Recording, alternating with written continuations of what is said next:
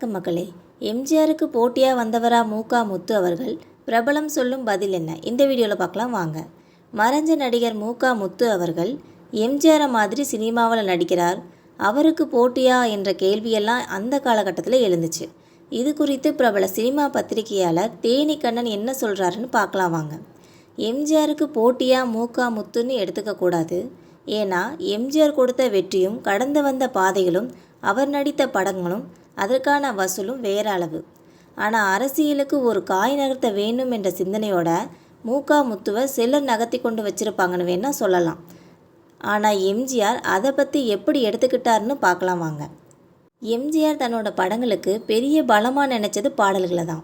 பாடல்கள் என்ன செய்யும்னா, பெரிய லெக்சரர் நடத்தி ஒரு கூட்டத்தை நடத்தி சொல்லக்கூடிய ஒரு விஷயத்தை ரீச் பண்ண முடியாமல் போகும்போது ஒரு 3 நிமிஷ பாடல் சொல்லிடும். அது கடைக்கோடியில் இருக்கிற ரசிகர்களுக்கும் போய் சேரும் என்பது குறிப்பிடத்தக்கது.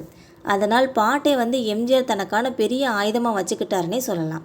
அதனால தான் ஒவ்வொரு படத்துக்கும் பாடல்கள் எப்படி வரணுங்கிறத அவரே வடிவமைச்சார். இதயவீண படத்துக்கு 5 டியூனில் இருந்து ஒவ்வொரு இசைக்கண்ணிகளாக எடுத்து ஒரே பாட்டாக வச்சார். எம்ஜிஆர் பாடலை தன்னோட ஆயுதமாக நினச்சாலும் அவரால் பாட முடியாது. ஆனால் முத்துவால் நல்லா பாட முடியும். அருமையான குரல் வளம் உள்ளவர். எம்ஜிஆர் படத்துக்கு உள்ள மாதிரி முத்துவுக்கும் பெரிய டீம் இருக்குது. எம்ஜிஆர் என்ன சொல்கிறாருன்னா, உன் படத்தையெல்லாம் எனக்கு போட்டு காட்ட மாட்டியான்னு ஒரு தடவை கேட்டிருக்காரு. உடனே முத்து அவர்களும் தன்னோட டீமை அழைச்சி எம்ஜிஆருக்கு படத்தை போட்டு காட்டியிருக்காங்க.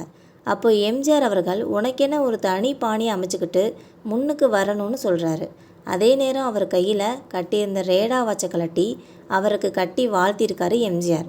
பிள்ளையோ பிள்ளை படத்தில் ஏழையின் சிரிப்பில் இறைவன் என்ற பாடலில் முத்துவின் ட்ரெஸ்ஸு கெட்டு போட்டு ஆடுவது எல்லாமே அப்படியே எம்ஜிஆரை பார்த்த மாதிரியே இருக்கும். எம்ஜிஆர் மாதிரியே ஓடுவார். கிருஷ்ணன் பஞ்சுவிலிருந்து எல்லாரும் இதுவரை எப்படியாவது முன்னாடி கொண்டு வரணும்னு உழைக்கிறாங்க.